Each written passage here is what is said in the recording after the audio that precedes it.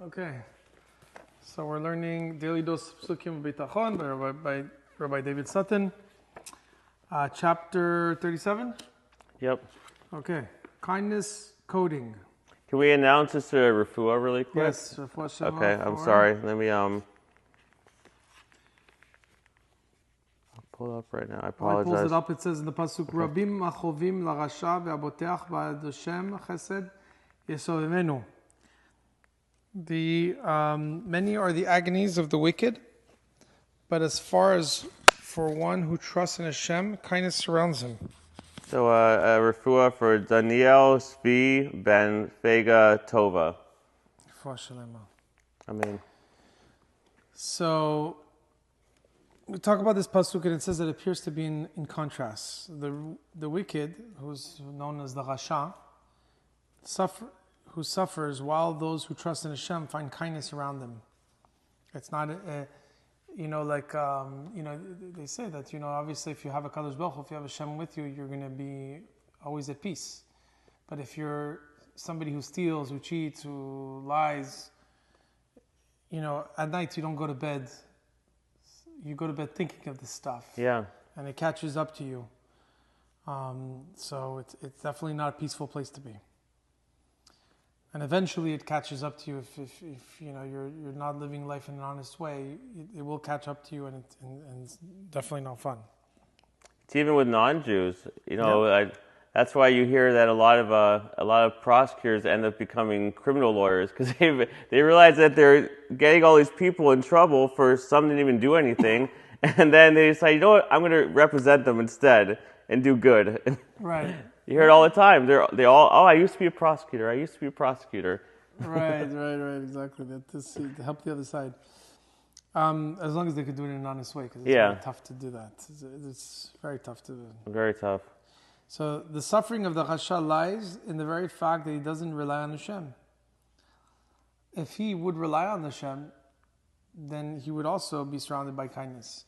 It's actually funny, because there's a joke where it's like the guy goes to rob a house, and then before he goes to rob the house, he goes, Hashem, please help me that it goes and that the robbery is successful. So it's like you're going to steal, but you still trust in Hashem.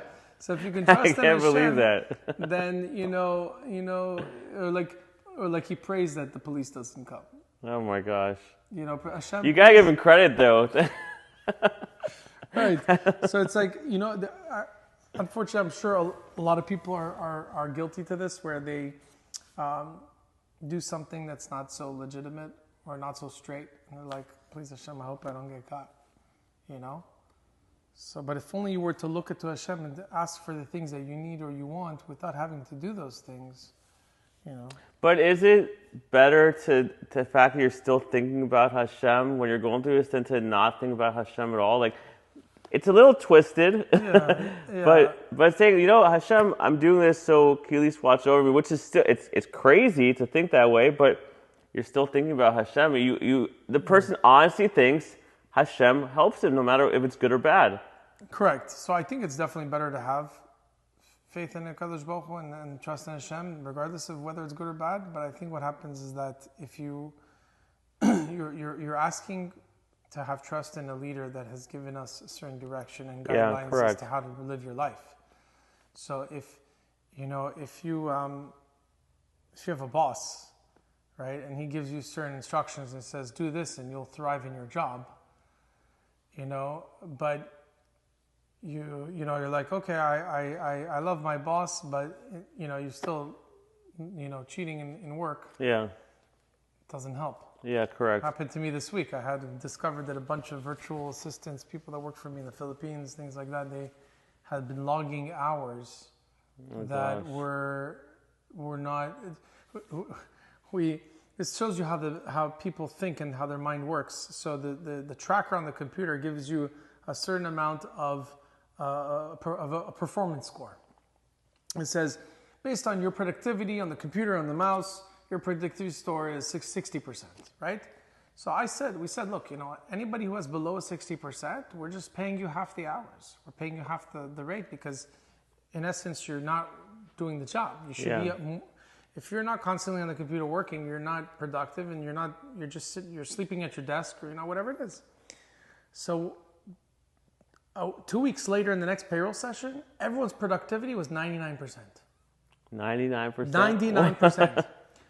But the system triggered an alert and said, ding, ding, ding, ding, unusual activity. Nobody's ever at 99%. It's impossible. You literally have to be typing like this for 10 hours straight. It's almost like they had a machine like pushing the button. So that's what they did.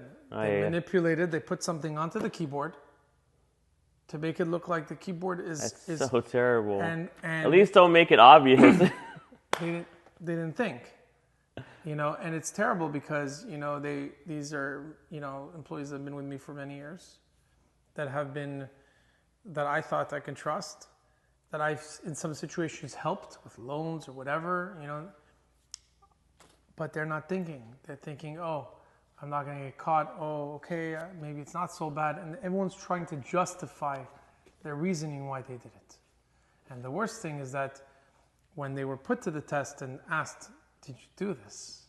Some of them came clean and said, yes, I shouldn't have done it.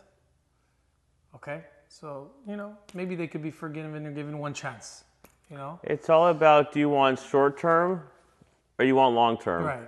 Right. Do you want to be with Hashem and do what's right, or do you want for the long term, or do you want to just do something wrong and maybe make a few extra bucks, but it's not going to last? Right. What they don't see is that and what they don't see is that the people those employees that that were honest the whole time.